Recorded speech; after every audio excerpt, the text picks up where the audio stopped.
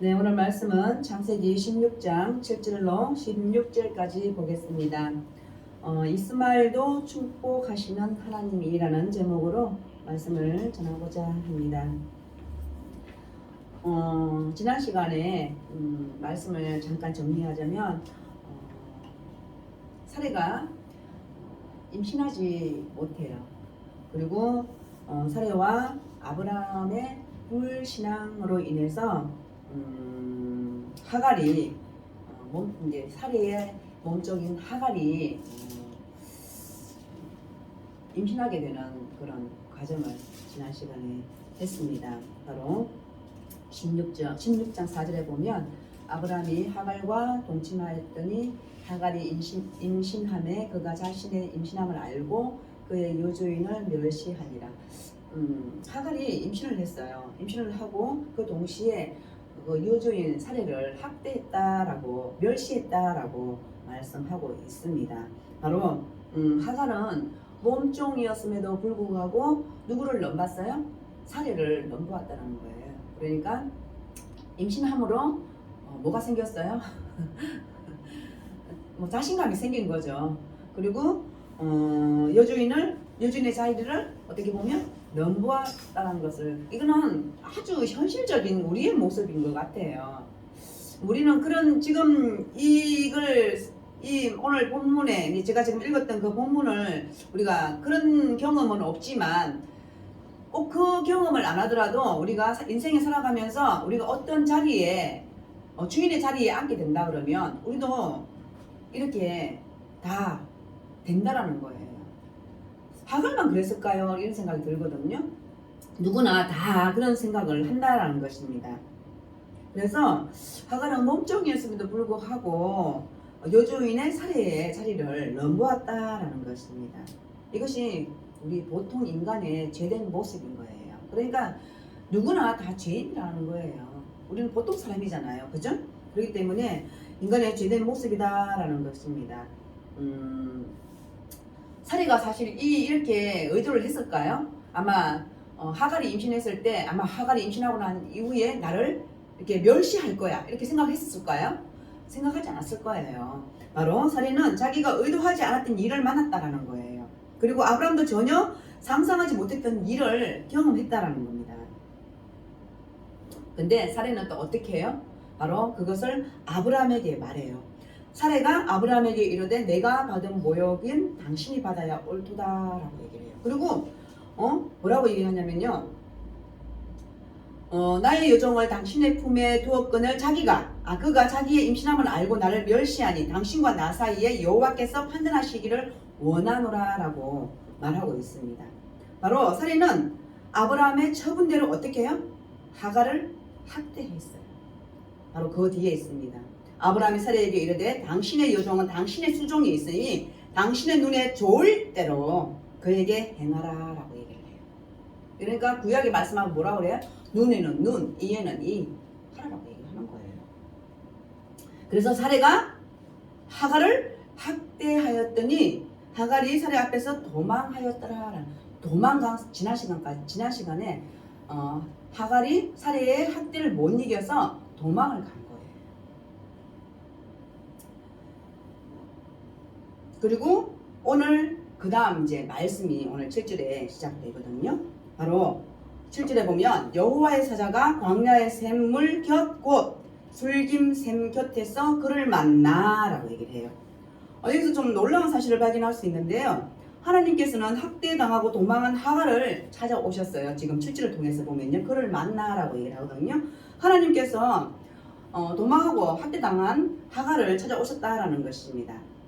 근데 우리는 대부분, 저도 어떻게 옛날에는 그랬던 것 같아요. 내가 믿는 하나님은 이제 나를 제일 사랑하셔. 나만 사랑하셔. 이게 나를 제일 사랑하시는 건 맞아요. 근데 나만 사랑하셔. 그거 맞나요? 아니에요.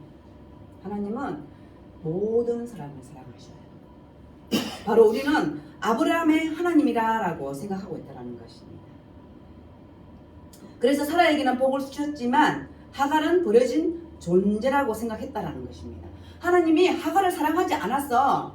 하갈을 버렸다라고 생각할 수 있다라는 거예요. 우리 본문을 통해서 보면. 그런데 하나님께서는 누굴 찾아오셔요? 하갈을 찾아오셨다라는 것입니다.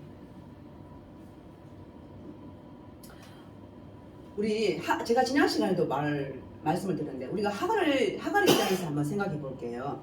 하갈 입장에서 생각해 보면 얼마나 원통하고 원망스럽겠어요. 하갈이 무슨 죄가 있나요? 그냥 여주인이 시켜서 아브라함과 동침해서 임신한 죄밖에 없는 거예요. 근데 하갈 입장에서 생각해 보면 우리가 얼마나 원망하겠어요. 그죠? 그리고 얼마나 고통스러웠겠어요. 왜? 자기를 임신시킨 아브라함도 누구를 버렸어요? 하갈을 버렸어요.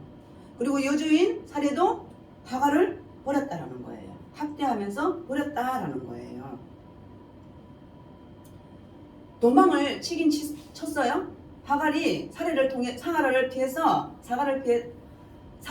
피해서 도망을 했는데 갈 데가 있나요? 갈 데가 없다라는 거예요. 갈 곳이 없다라는 거예요. 그래서 하나님마저도 아마 하갈은 그렇게 생각했을 거예요. 나를 버리셨구나 라고 생각했을지도 몰라요. 낭망하고 좌절하고 있을 때 바로 오늘 말씀에 광야의 한 샘물 곁에 앉아있을 때 하나님 천사가 나타났다라는 것입니다. 그래서 8절을 보면요. 이르되 사레의 여종 하갈아라고 하나님이 부르십니다. 이것은 하갈의 현 주소를 확인시켜주는 말씀이 있어요. 우리 대부분 보면 하나님이 부를 때 어떻게 부르세요? 저는 수진아 아니면 진아 이렇게 수진아 이렇게 부르신단 말이에요. 그런데 사레의 여종 하갈아라고 부르신단 말이에요. 바로 네 위치는 어디라고 얘기를 하는 거예요? 사레의 몸종이다라고 말씀하시는 거예요. 하나님은 참 대단하신 분인 것 같아요. 그죠? 모르겠어요. 저는 이 본문을 지금 이 8절을 통해서 보면 사레의 여종 하갈아라고 이렇게 부르시거든요. 이게 참 하나님의 놀라운 섭리가 이렇게 있는 것 같아요. 바로 하갈이 어떤 상황이었어요? 임신을 하고 사례를 그 여주인을 멸시했잖아요. 그러고 나서 쫓겨난 상황이잖아요. 그죠? 그런데 하나님께서 하갈을 부르는데 사례의 여종 하갈아라고 부르고 있더라는 거예요. 너 위치는 어디라고? 바로 너는 사례의 몸종이었다라는 것을 한 번 더 저는 확인시켜줬다라고 저는 볼 수 있습니다. 그리고 하나님께서 물으세요. 내가 어디서 왔으며 어디로 가느냐라고 말씀하고 있습니다. 묻습니다. 어떻게 보면 오늘 8절을 통해서 보면 우리 각자에게 하나님이 물으시는 말씀이 있어요. 우리는 어디서 왔어요? 또 우리는 어디로 가요? 바로 하나님께서 하갈에게 물으시는 이 질문이 오늘 여러분들 마음에 와닿기를 원해요. 우리는 어디서 왔어요? 또 어디로 가야 되는 것입니까? 우리는 바로 하나님을 아는 사람이므로 우리는 우연히 이 세상에 태어난 존재가 아니라는 거예요. 그죠? 우리는 하나님의 계획에 의해서 하나님께로부터 왔다라는 거예요. 그리고 이 세상에 하나님을 위해서 열심히 살다가 언제인지 몰라요. 어느 날 하나님께서 부르실 때 그분께로 우리는 돌아가는 것이 삶이라고 분명하게 이야기할 수 있어야 된다는 것이. 그래서 우리는 이 세상 살 동안에 하나님 이름으로 열심히 이 세상을 살아야 된다는 것이. 우리 각자에서 지금 열심히 살고 있잖아요. 그죠? 어떤 문제가 있어도 그죠? 우리는 해결하면서 주님의 이름으로 해결하면서 기도하면서 이 세상을 잘 살아드리려고 노력하고 있다라는 것입니다. 바로 이것이 우리의 인생, 우리 자기의 인생에 대한 확고한 생각이 든 사람들은 두려워하거나 방황하지 않는다라는 것입니다. 이게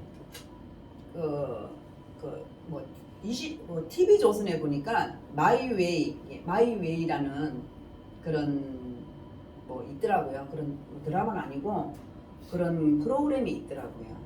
그래. 그래서 그 프로그램에 한 사람씩 나와서 자기가 가는 길에 대해서 이제 그 제목처럼 마이 웨이니까 당신의 길은 어땠습니까? 라고 묻는 그 질문이에요. 당신의 인생을 살면서 당신의 길은 어떻게 살아왔습니까? 라는 이제 그런 질문을 하는데 어떤 사람이 그러더라고요. 내 인생을 되돌아보면 참 힘든 인생이었다. 그런데 힘듦에도 불구하고 나는 뒤돌아보지 아니하고 앞을 앞만 보고 살았다라고 얘기를 하더라고요.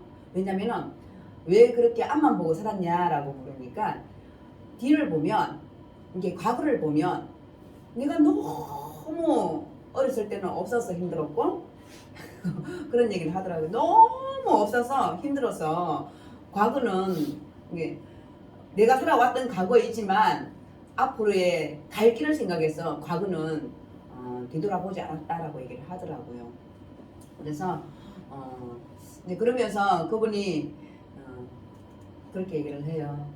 아마 내가 이렇게 살아올 수 있었던 건 물론 나 과거에 힘들었음이 있었기 때문에 내가 현재 이렇게 살 수 있지만 그래도 나는 신앙을 가진 사람이기 때문에 내가 그분으로 만족하고 그분의 힘에 의해서 그분의 힘으로 내가 살고 있다라고 얘기를 하고 앞으로도 그렇게 살 것이다 라고 얘기를 하는 거예요. 그 프로를 보면서 나도 저렇게 고백할 수 있을까? 이런 생각을 했어요. 근데 고백할 수 있을 것 같아요.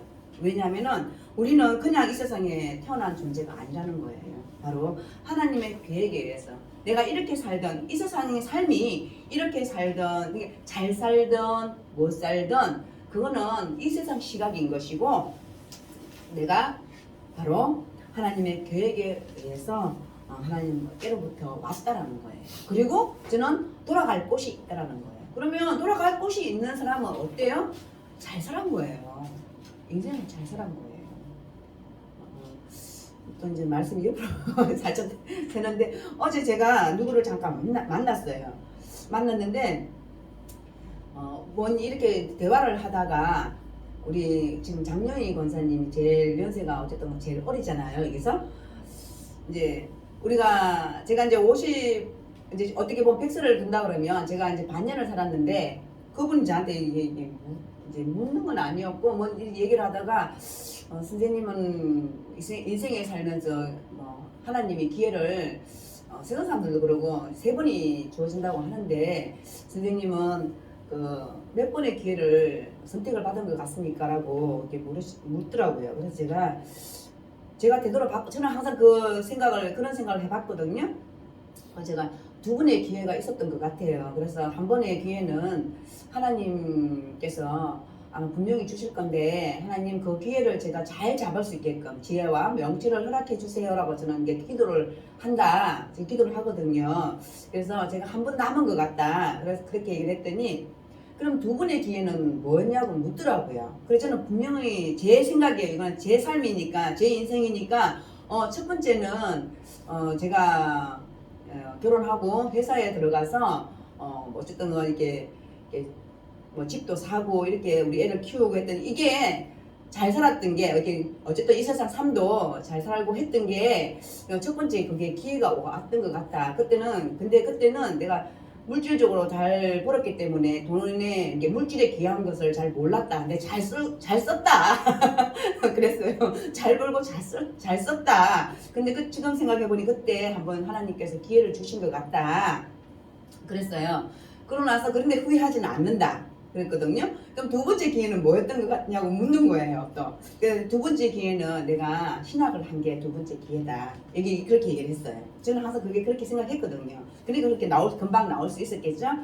두 번째 하나님 기회를 주신 거는 내가 학문을 할 수 있었던 거, 신학을 할 수 있었던 게 2번째 기회였던 것 같다. 그래서 지금 내가 부족하지만 하나님 안에서 말씀을 전할 수 있고, 그리고 내가 그 전에 이제 사역을 하면서 내가 하나님 안에서 내가 하고 싶었던 거, 하나님 일을 다 할 수 있었던 것 같다. 그래서 너무 감사하다. 영적으로 하나님이 나를 이제 단단하게 영적으로 온전히 설 수 있게 해주셔서 나는 이게 두 번째 기회였던 것 같다. 그리고 지금도 그것을 계속 실행해 나간다라고 얘기를 했어요. 그러면서 또 하나는 제가 신학을 이제 어쨌든 공부를 하고 또 여러 사람을 만났지만 그 안에서 또 제게 이제 또 주신 하나님의 지금 우리 교회, 만약에 우리 교회에 뭐 성도가 한 명이 있든 두 명이 있든 나는 하나도 부끄럽지 않다. 그랬어요. 그랬더니 다른 사람들은 물론 우리 교회에 와서 어머 성도가 요것밖에 안 돼. 뭐 작은 교회 도와줘야지 뭐 이런 마음을 혹 가진다면 그 사람이 나는 잘못됐다고 생각한다. 내가 만약에 우리 성류교회를 부끄럽게 생각하고 우리 성도들을 부끄럽게 생각한다면 결국에는 나는 하나님을 부끄럽게 생각한다고. 내가 하나님 앞에 내가 부끄럽다고 생각하기 때문에 하나도 부끄럽지 않다. 설령 한 명이 남아있다 하더라도 나는 하나도 부끄럽지 않다. 제가 이제 그랬어요. 그랬더니 그러시냐고 그러면서 그분이 하여튼 그분이 내 말을 들으면서 눈물을 흘리는 거예요. 눈물을 흘리는 거예요. 하여튼 어제 뭐 이런저런 얘기 하면서 이제 잠깐 이제 이렇게 신앙적인 얘기를 했었거든요. 그러면서 제가 이제 하나님이 마지막 이제 인생을 살면서 마지막 기회를 분명히 하나님이 주실 건데 내가 바보 같고 깨닫지 못하면 그것을 내가 알지 못하기 때문에 그래서 내가 항상 말씀을 보면서 기도하는 것이 항상 저에게 기회를 주십시오. 하나님의 뭐 물질적인 것이나 아니면 영적인 것을 우리 목사님께서 항상 이제 기도하면서 그 말씀을 하시잖아요. 우리 재물 이제 재물을 우리가 올렸을 때 하나님 앞에 재물 기도를 하면서 항상 영적인 것과 또 이 물질적인 것을 항상 목사님 구하시거든요. 저 또한 마찬가지예요. 마지막 그 하나님 주신 기회를 무엇이든지 간에 잘 알아볼 수 있는 그런 지혜를 달라고 제가 기도를 하거든요. 그래서 이제 그런 시간을 어제 잠깐 가졌었는데 확고한 우리의 믿음, 신앙 그게 없다면 이렇게 자신 있게 말할 수 없다라는 거예요. 바로 그렇다는 거예요. 하나님께서 사례의 여종 하갈한테 네가 어디서 왔으며 어디로 가느냐라고 물을 때에 바로 하갈은 반쪽짜리 대답을 한다라는 것입니다. 그가 이르되 나는 내 여주인 사례를 피하여 도망하였나이다 라고 대답하고 있다라는 거예요. 내가 도망하고 있는데 내가 어디로 가야 할지 모르겠습니다 라고 대답하고 있다라는 것입니다. 그렇습니다. 도망자는 갈 곳이 없다라는 거예요. 도망치고 있는데 우리가 어디를 딱 정해놓고 가진 않는다라는 거예요. 일단 어떻게 해요? 피신하고 본다라는 거예요. 그래서 도망자는 갈 곳이 없다라는 것입니다. 그런데 하나님께서는 이런 하갈을 그냥 내버려 두지 않는다라는 것입니다. 아브라함도 사례도 하갈을 버렸지만 하나님께서는 그 하갈을 버리지 않는다라는 것입니다. 바로 이것은 하나님께서 우리도 버리지 않는다라는 것입니다. 하나님은 우리의 작은 신음소리까지도 들으신다라는 것입니다. 바로 억울한 마음, 애통한 마음, 불안 마음을 다 이해하신다라는 것입니다. 9절 한번 보겠습니다. 여호와의 사자가 그에게 이르되 내 여주인에게로 돌아가서 그 수하에 복종하라라고 말씀하고 있어요. 우리 다시 한번 말씀드릴게요. 지금 하갈은 누구를 피해서 도망했어요? 사례를 피해서 도망하고 있다는 것입니다. 그런데 여호와의 사자가 하갈에게 뭐라고 얘기를 하는 거예요? 내 여주인에게로 돌아가라라고 얘기를 해요. 사례에게 돌아가라라고 말씀하고 있다는 것입니다. 하나님께서는 이 본문의 말씀을 또 우리를 한번 놀라게 해요. 이렇게 되면 어떻게 돼요? 하갈이 지금 하나님 앞에 얘기를 했잖아요. 나 사례를 피해서 도망가고 있습니다라고 얘기를 했는데 그러면 하나님 대답은 어떻게 나와야 돼요? 우리가 생각할 때는 내가 너를 도와주겠다. 내가 너 대신 복수해 주겠다. 그리고 새로운 길을 열어주겠다라고 하나님께서 그렇게 말씀해 주셔야 돼요. 그런데 뭐라고 말씀하세요? 내 여주인 사례에게 다시 돌아가라 라고 말씀하고 있어요. 그리고 복종하라라고 말씀하고 있다는 것입니다. 하나님께서는 내 여주인에게 돌아가라고 말씀하고 있다는 것, 내 제자리로 돌아가라라고 말하고 있다는 것입니다. 여러분이 지금 도망하고 있는데 다시 그곳에 가라고 얘기해요.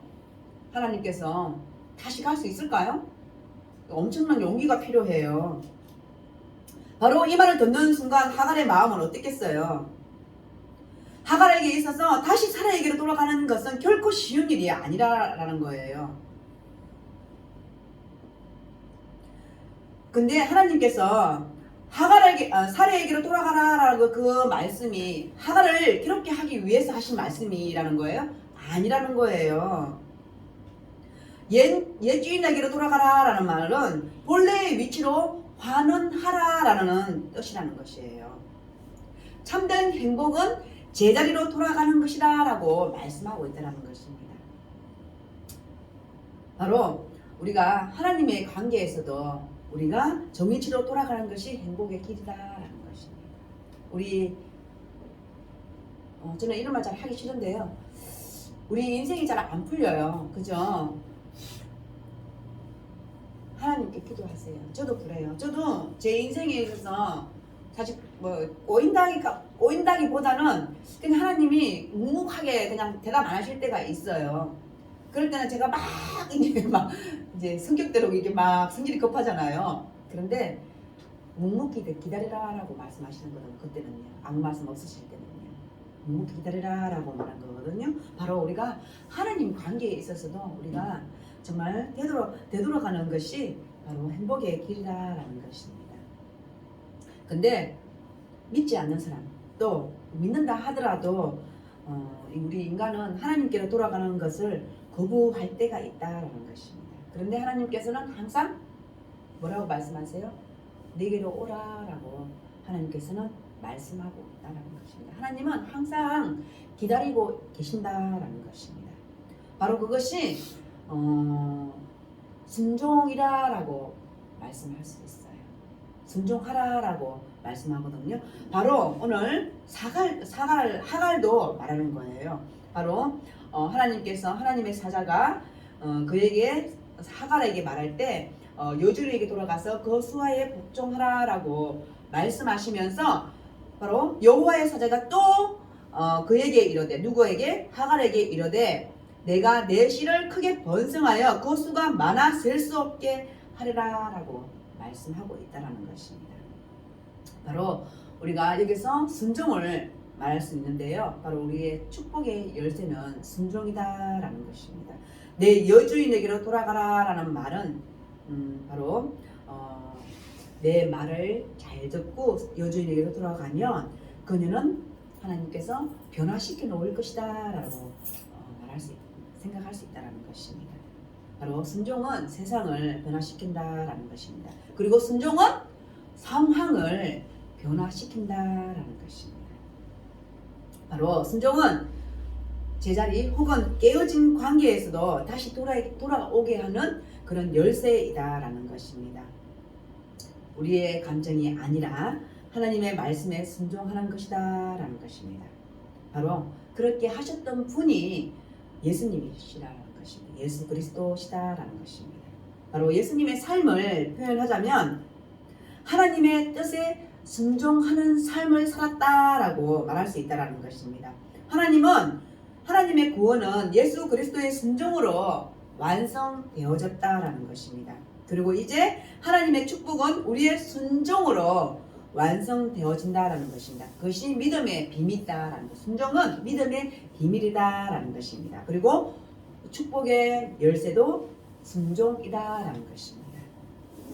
바로 하나님의 약속의 자녀가 아닐지라도 순종하면 하나님의 축복이 동일하게 받는다는 사실을 우리 오늘 10절에서 알 수 있다는 것입니다. 여호와의 사자가 그에게 이르되 내가 내 씨를 크게 번성한다라고 말씀하시고 그 수가 많아 셀 수 없게 되리라라고 말씀하고 있습니다. 바로 우리는 이 말씀을 통해서 알 수 있습니다. 하갈은 약속의 자녀를 잉태하지 않았다라는 것입니다. 실수로 임신하게 되었다라는 것입니다. 불신앙 때문에 생긴 결과이다라는 것입니다. 그렇지만 하나님께서는 이삭만이 아니라 이스마엘에게도 축복하신다라고 말씀하고 있다라는 것입니다. 여기서 다시 한번 말씀드리면요. 하나님의 약속의 자녀인 이삭은 그 특권이 뭐예요? 물질적인 것만 축복을 주셨을까요? 아니라는 거예요. 약속의 자녀가 가지는 가장 큰 특권은 바로 그 자녀 가운데, 그 자손 가운데 온 인류를 구원할 메시아가 태어나는 것이다 라는 것입니다. 바로 이삭을 통해서. 많은 사람들은 선택을 독점이라고 말할 수도 있어요. 그리고 생각한다라는 것입니다. 바로 이스라엘 백성들도 이스라엘 백성 실수도 뭐예요? 하나님을 독점하는 데 있다라는 것입니다. 그래서 우리의 하나님, 우리만의 하나님이라고 말씀하잖아요. 이스라엘 백성들이. 그런데 그들은 하나님께서는 이방인의 하나님이 될 수 없다라고 생각했어요. 그래서 우리만의 하나님이라고 말하거든요. 할례 받은 자, 율법을 받은 자만이 하나님의 자녀가 된다라고 생각했다라는 것입니다. 그런데 그렇지 않다라는 것입니다. 바로 하나님의 뜻은 이스라엘 백성이 메시아를 독점하는 것이 아니었다라는 것입니다. 그럼 우리는 예수님을 믿으면 안 돼요. 또 예수님을 알 수도 없었어요. 그런데 바로 그 하나님의 뜻은 모든 인류, 모든 사람에게 있다라는 것입니다.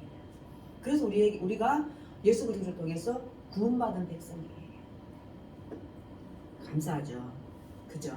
바로 하나님께서는 하갈에게 이렇게 말씀하셨다는 거예요. 내가 내 말을 듣고 순종하면 내 자손으로 크게 번성하여 그 수가 셀 수 없게 될 것이다 라고 말씀하고 있다는 것입니다. 그래서 이 땅에 아직도 이스마엘 자손이 있어요, 없어요? 있어요. 번성하고 있는 것은 바로 하나님의 이 예언의 응답이다라는 것입니다. 우리가 사회생활 하다 보면 그래요. 저는 이제 사도 바울을 좀 많이 이제 생각을 하거든요. 사도 바울이 이방에 전도를 하잖아요. 그러면 누구에게 먼저 얘기를 해요? 그 이방 속에 있는 예수님을 믿는 사람들, 예수 믿는 사람들은 먼저 얘기를 하거든요. 그러고 난 다음에 이제 다른 이방인들에게 전도를 한단 말이에요. 저도 그런 것 같아요. 저도 그렇게 하려고 해요.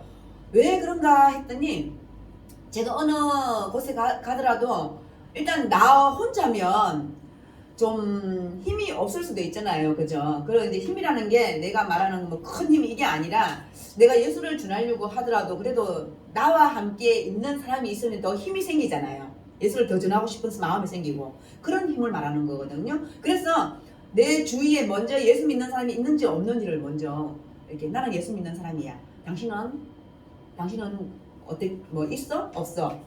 뭐 예수님을 믿어? 안 믿어? 이렇게 제가 먼저 물어보거든요. 그러면 내가 예수 믿어요. 나 교회 다녀요. 그러면 다니는 사람이면 저도 다닙니다라고 있을 거 아니에요. 그런 사람들을 먼저 제가 이렇게 한 무리로 모이게 하는 것 같아요. 그러고 난 다음에 우리가 해야 할 것은 이곳에서 우리가 먼저 하나가 되고 그 다음에 예수 믿지 않는 사람들에게 예수를 믿게끔 우리의 뭐 행실이나 우리의 말이나 이런 것에서 우리가 예수 믿게 하자. 그리고 우리 그렇게 해서 하나님 이제 저는 이제 예전에는 그렇지 않았는데요. 지금 이제 조금씩 이제 말씀을 전하고 이제 성경을 보고 이렇게 하다 보니까 그 예수를 믿습니다라는 게 참 어려운 무거운 말이에요. 예수에는 그 책임이 따르는 거거든요. 저 김수진입니다 라는 것은 죄에 대한 책임이 있는 거잖아요. 그죠? 근데 제가 교회를 다닙니다. 물론 그것도 뭐 중요할 수 있지만 저는 예수를 믿습니다. 예수님을 믿습니다라는 것은 그 예수님 안에 그 예수님이 다 들어있는 거거든요. 그래서 굉장히 우리가 생각을 잘 해야 돼요. 왜냐면 나를 통해서 예수님이 욕보일 수 있어요. 나를 통해서 예수님이 욕먹을 수 있어요. 그래서 그게 참 어느 순간부터는 그게 이렇게 생각이 들더라고요. 내가 이렇게 하면서 나 예수 믿어 이렇게 말하면 안 되겠구나. 내 책임에, 내 행동의 책임, 내 말의 책임이 있어야 되겠구나 라는 생각을 했었거든요. 그래서 조금 더 이제 생각하고 행동하고 이렇게 말하고 그러거든요. 그래서 지금 있는 그 공동체에서도 제가 어떠한 행동을 하더라도 저는 인간입니다. 저를 아는 사람들. 왜냐면 말은 안 하지만 너 왜 그래? 너 목사면서 왜 그래? 이렇게 생각할 수도 있잖아요. 그런데 나도 사람입니다. 저도 예수 믿는 사람입니다. 제가 완벽하지 않습니다. 그러면서 제가 이제 얘기를 하는 편이거든요. 왜냐면 서로 말을 안 하면 오해가 생길 수 있으니까. 그래서 참 그게 제일 힘든 것 같아요. 그래서 저는 어느 곳에 공동체나 어느 곳에 가면 예수 믿습니다라고 말을 하고 그리고 예수 믿는 사람들과 함께 그러고 난 다음에 그곳에서 우리가 선한 영향력을 보이는 게 뭐예요? 결국 예수님의 영광 돌리는 거잖아요. 우리 이곳에서 우리가 욕보이지 말자. 그렇게 해서 하는 거거든요. 바로 그런 것 같아요. 바로 하나님께서는 우리 모두에게 그런 예수를 믿을 수 있는 그런 권한을 다 주셨어요. 그런데 그것을 받아들이는 사람은 예수를 믿는 거고 그렇지 않는 사람은 예수를 안 믿는 거예요. 바로 하나님의 뜻은 모든 만민, 모든 백성에게 다 주어지는 하나님의 사랑이다라는 것입니다. 그런데 이것을 이스라엘 백성들이 하나님의 그 뜻을 독점하려는데 잘못되어졌다라고 저는 생각하고 있다라는 것입니다. 그래서 아직도 이스마엘 자손이 번창하고 있다라는 것입니다. 바로 오늘 이 말씀으로 인해서 이 예언의 응답이다라고 볼 수 있다라는 것입니다. 그래서 11절 보면 여호와의 사자가 또 그에게 이르되 내가 임신하였은즉 아들을 낳으리니 그 이름을 이스마엘이라 하라. 이는 여호와께서 내 고통을 들으셨음이니라 라고 말씀하고 있다라는 것입니다. 바로 하나님께서 하갈에게 아들을 낳을 것이다 라고 예언하셨습니다. 그리고 그 이름을 이스마엘이라 라고 지어라 하셨다라는 것입니다. 이 말씀 이스마엘은 고통에서 해방하였다라는 뜻이다라는 것입니다. 하나님께서는 하갈의 한을 풀어주시고 그리고 하나님의 넓고 크신 사랑을 우리는 확인할 수 있게 된다라는 것입니다. 바로 우리는 우리가 원하는 하나님을 갖기를 원해요. 제가 창세기를 하면서 좀 많이 그 한 절 한 구절로 많이 깨달아지는 것 같아요. 그런 것 같아요. 우리는 내가 원하는 하나님을 갖기를 원해요. 그죠? 안 그런가요? 저만 그런가요? 제가 말씀을 보면서 그런 것 같아요. 저는 내가 하나님 내가 이렇게 하니까 하나님 들어주셔야 돼요. 제가 이렇게 하니까 하나님 이때에 해주세요. 그리고 내가 원하는 하나님을 갖기 원해요. 이렇게 생각될 때가 참 많더라고요. 근데 하나님께서는 우리 편만 사랑하시기를 원하고 또 내 식구만 돌보시기를 원하는 분이 아니세요. 이런 생각을 하시는 분이 아니세요. 하나님은 제가 그만 말씀드렸듯이 모든 인류를 다 사랑하세요. 그러니까 믿지 않는 사람을 정죄하지 말라라고 얘기를 하잖아요. 그 사람이 언제 하나님 안으로 들어올 수 있는 사람이기 때문에 우리 생각으로 정죄하지 말라라고 말씀하고 있다는 것입니다.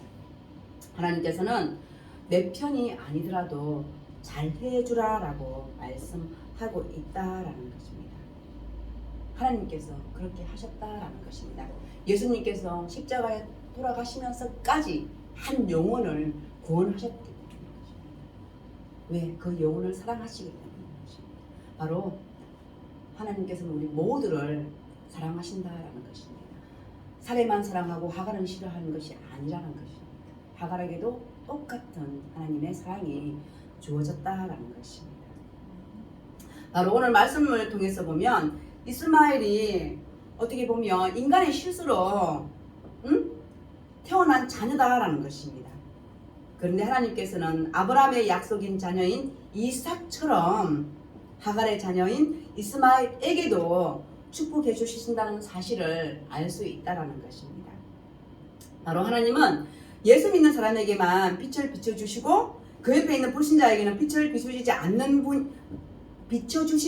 않는 분이 아니라는 것입니다.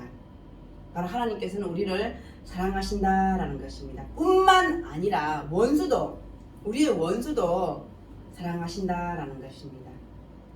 바로 하나님께서는 선택받았든지 그렇지 않든지 간에 하나님 말씀에 순종하기로 결정하면 바로 축복을 주신다라는 것입니다. 여러분 믿으시죠?